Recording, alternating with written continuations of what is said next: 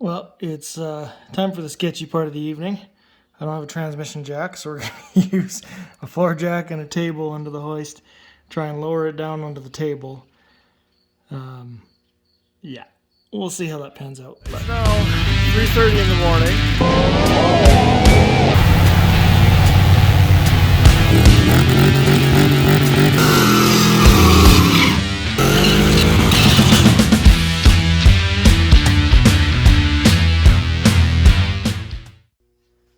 Oh, Ryan here, 780 Speed and Custom.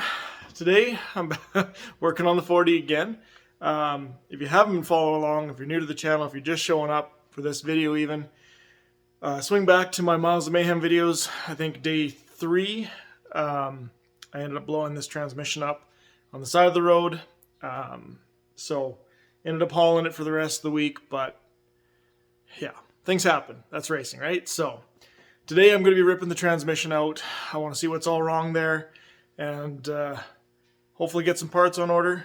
I got a car show I want to go to in a few weeks, so if I can get this thing buttoned up, that would be ideal. I'd sure like to take this versus my Mustang or just a regular vehicle to get there. I don't know, but whatever.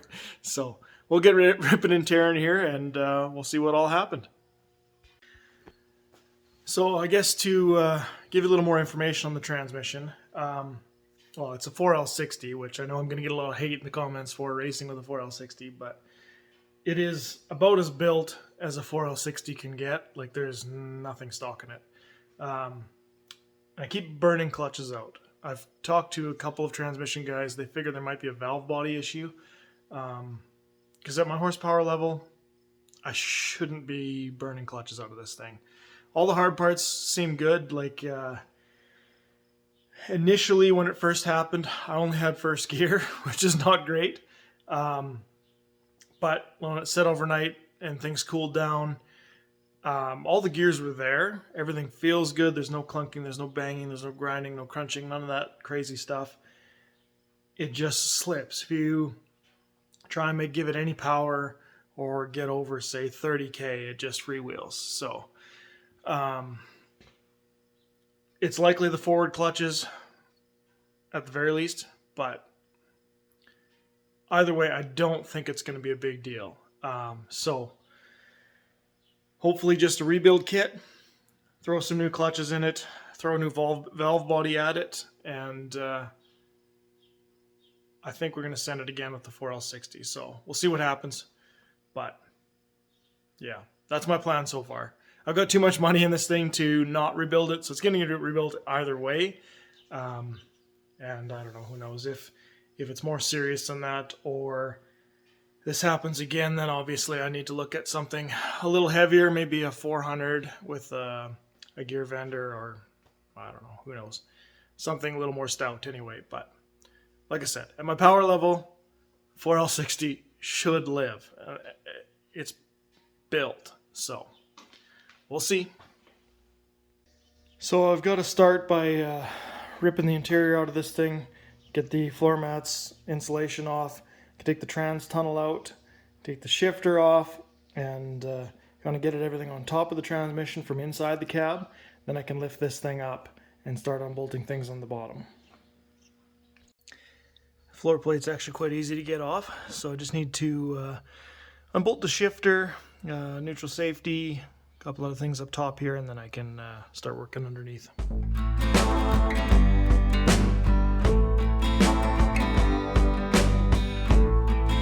Alright, so I've got everything undone in the cab.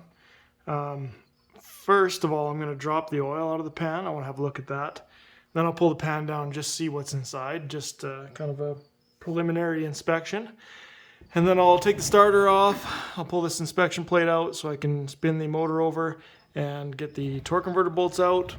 Then it's just a matter of removing the drive shaft, taking this plate off the bottom here.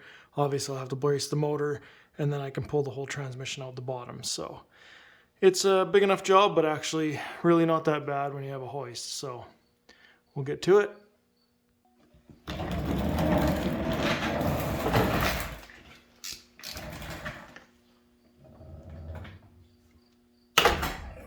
Hose on there.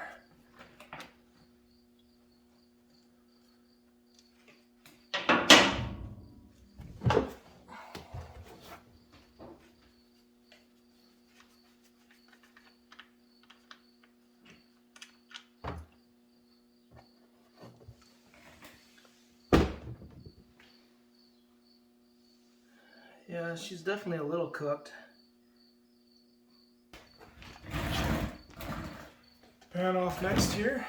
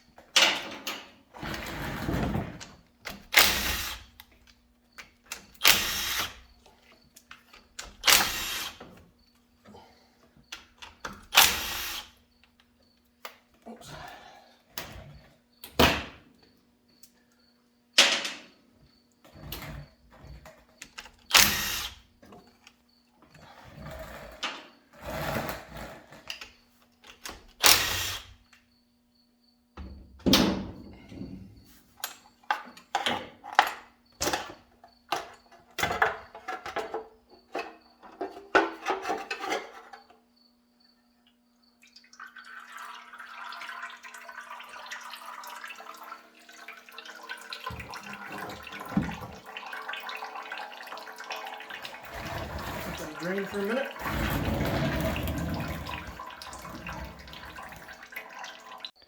Just get this out in the sun where you can kind of see.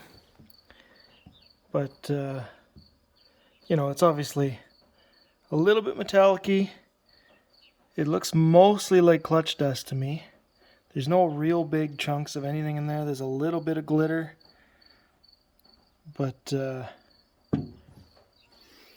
you know, it doesn't even really smell burnt. It still smells like tranny fluid, so fingers crossed. I'm still hoping, still thinking it's probably just clutches, which, I mean, is an easy, cheap fix, but we'll have a look once we get in there. So I just put a few bolts in the pan, just so we placed a jack when I go to take it off. Got the starter out, and I'm working on the converter bolts right now. If you haven't done this before, there's that inspection hole right here. You can kind of get in there with a pry bar, and I can spin this over.